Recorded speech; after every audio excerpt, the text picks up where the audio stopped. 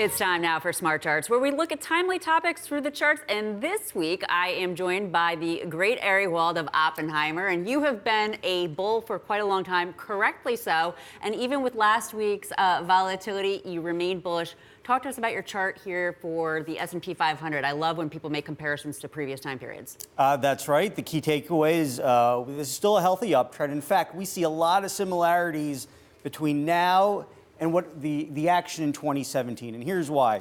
First off, I have the S&P 500 right here, and I'm lining up the December 2018 low with the February 2016 low. Both of those were important market bottoms in our work. There were similarities both into the low and then the subsequent action as well. We can see very similar action. The bull market now very similar to the bull market in 17.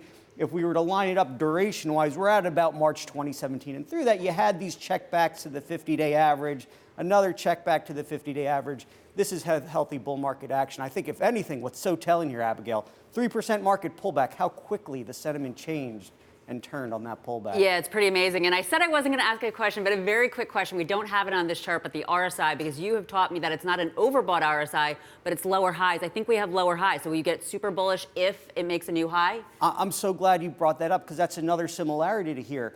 The weekly RSI on the S&P 500 more recently hit the 75 level for the first time in at least a year. Last time it did that, March 2017. So we're actually accelerating at the same point that we did then as well. So that is good bullish momentum. Speaking of good bullish momentum, let's take a look at high beta stocks versus value. You got it. Here's a difference versus 2017. In fact, a positive now versus then is that interest rates are oversold, offer dry powder for the market. Here's the 10-year yield. Here's leadership, high beta versus low volatility. In 2017, rates were actually topping out there, and it acted as a headwind for high beta stocks.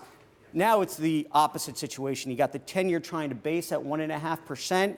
And at the same time, high beta stocks just starting to take on a leadership role. I think that should help lift the next leg of the market. Okay, and very quickly, turning to your last chart, the financials with these low rates, what do you think here? So what stands to benefit on a backup in interest rates? The financial sector, really acting resilient against what had been a falling move in interest rates. Here's the XLF spider pushing right up into its 2018 high. I think set to break to the upside. You have a rising trend going into it, as shown by the 200-day average. You got a strong market behind it, and you have the potential for that backup in interest rates. Any possibility, and this would be more predictive, and I guess it's smarter to do reactive, that this could turn into a double top, or you just think that we're up, and away? Well, there's always that possibility. You would be looking for some signs of divergence that's occurring, and we're not seeing that. Instead, we're seeing signs of better action that I think sets the breakup.